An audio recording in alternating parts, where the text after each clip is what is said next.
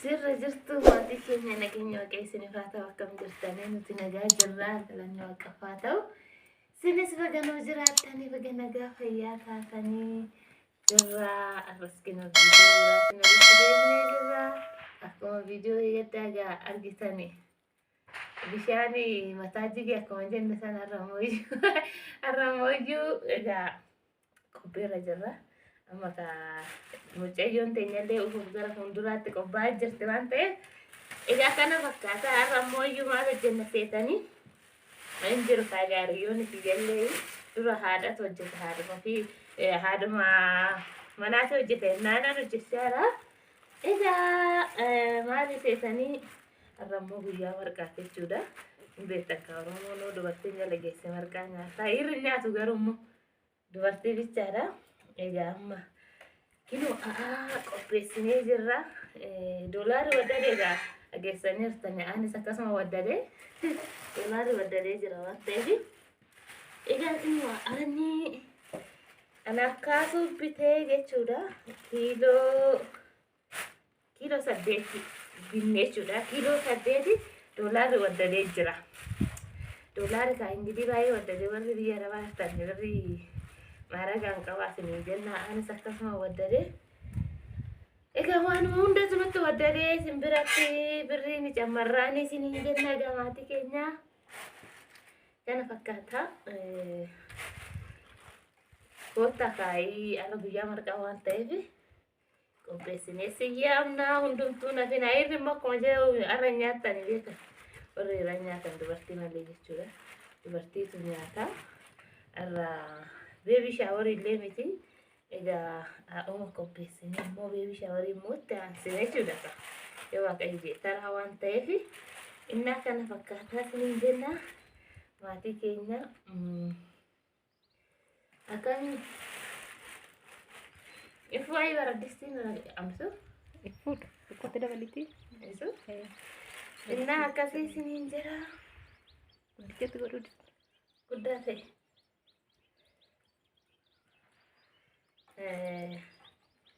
Kana fakkaataa kaasuun illee nyaata kaasuun mana ariina kaasuu jechuudha. dubartoota bichaa nyaata. Dubartoota bichaa nyaata waan ta'eef kaasuun hin nyaatu.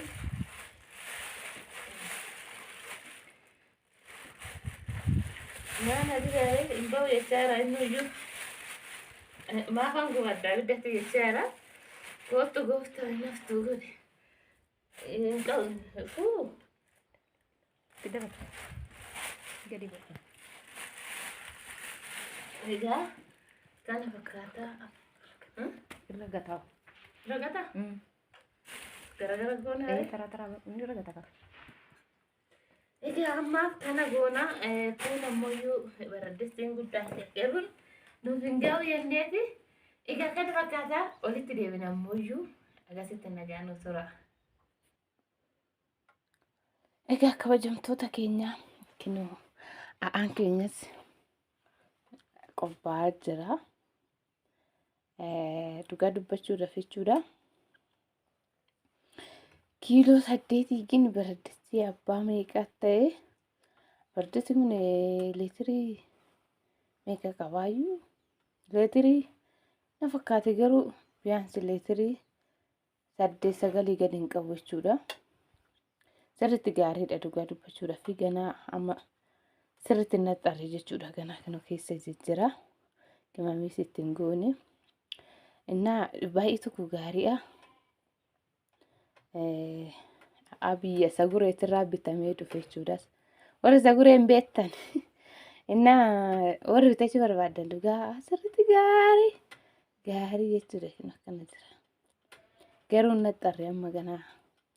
Anis qannasee istoofii waan hojjechaa jiru kan na jalaa ragata jedheenni sodaa'ee baraddistii sirriitti guddaa dhugaa dubbachuudhaaf egaa kaasuu wajjin ganna kana ganuma nyaachaa baana. Bakka biddeen tolchuun hin jiru bakka kaasuun garuu biddeen jaalata.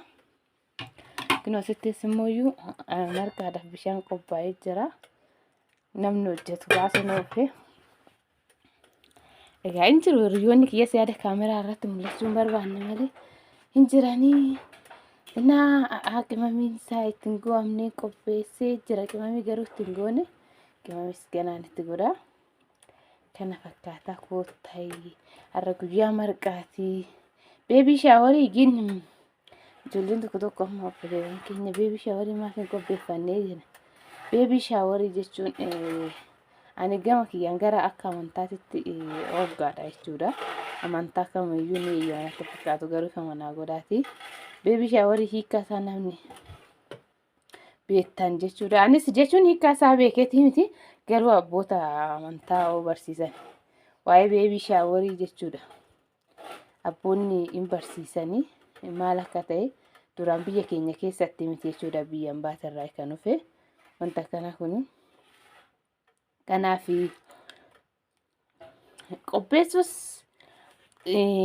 qopheessuu baatanis rakkoon qabu jechuudha.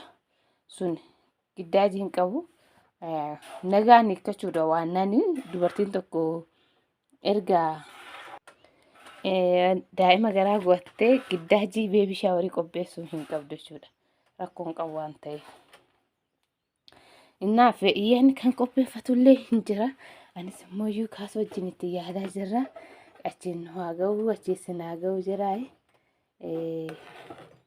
Isiniin jenna egaa qimamii isaatti hin goone qimamii tokko hin beektanii waan kana go'amu kunis kaasuu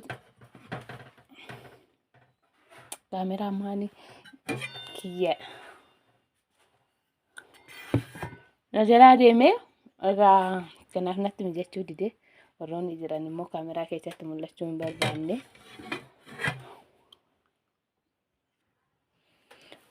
Umalolaa hanga dhufu dhiisuun hedduu aan immoo yoo qimamiin ittiin galin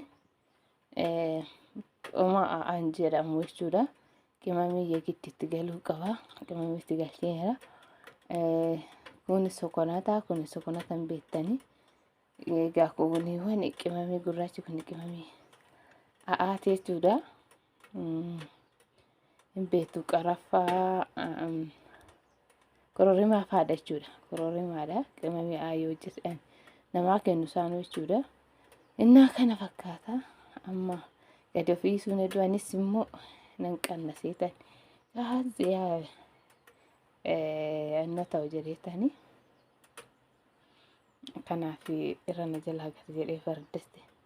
Guddaa ta'uu godhe garuu egaa amma yoo xalalame hin qannasa. Kana.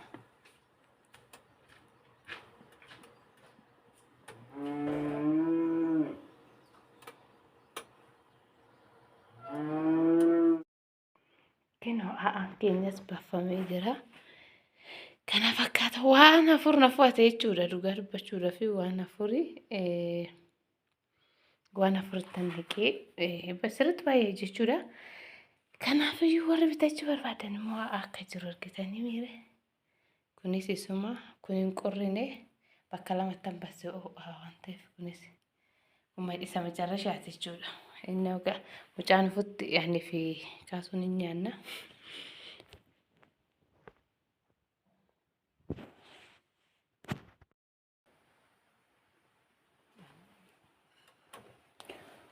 Wow, marqaan keenya ga'ee jira.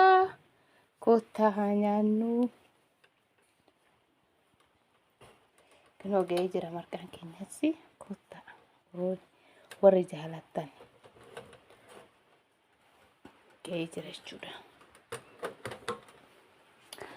Egaa warroonni dhiiraa isla marqaa hin nyaatanii kaasuudhaaf immoo maal qopheessineefi egaa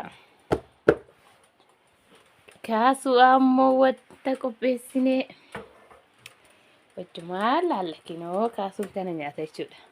Biraankii irratti hojjenna kaasuu mooyyuu biraankiinis biraan nabamoo waan ta'eef beeqalaan beektu mitiire beeqalaa warroonni hin beekne hin jiru. Innaa kaasuu nama beeqalaa nyaatu marqaan kan dubartiiti waan maayiirri waan dubartii wajjin daare hin ta'u miti. Kanaaf ammoo kaasuu akkana marqaa beeqalaa gaabii jirra. Kaasuun beeqalaa haa nyaatu irratti kuffisaa yookiin innaa biraankii goona dura biqilaa kana goonee fi namni biraatis hin jira isa bichaa miti waan ta'eef dura biqilaa kana goonee fi booda immoo kenninee fi booda ammoo marqaa qopheessinaa fi waan isaan nuun jedhan hojjumaa laalla garuu na baay'ee mana jira yookiin viidiyoo waraabuun marqarraan natti toluu baachuu danda'a maaliif namni baay'een hin jaalata waan ta'eef innaa kanaafi biqilaan tokkorraa ba'ee jira akkasuma biraan kuma godhuufanii akaa'ee jira jechuudha. Biqilaan laafaa gogaa miti immoo saniin jedhu laafaa jechuudha.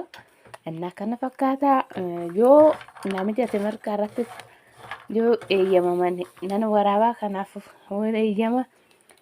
eeyyamuu baatan immoo egaa viidiyoo biraatiin nagaa walitti deebinutti nagaa nuuf taanuuf jira addaas hin jaalannaa baay'ee hunduu kana keessa dinnu yaadaddaa'ii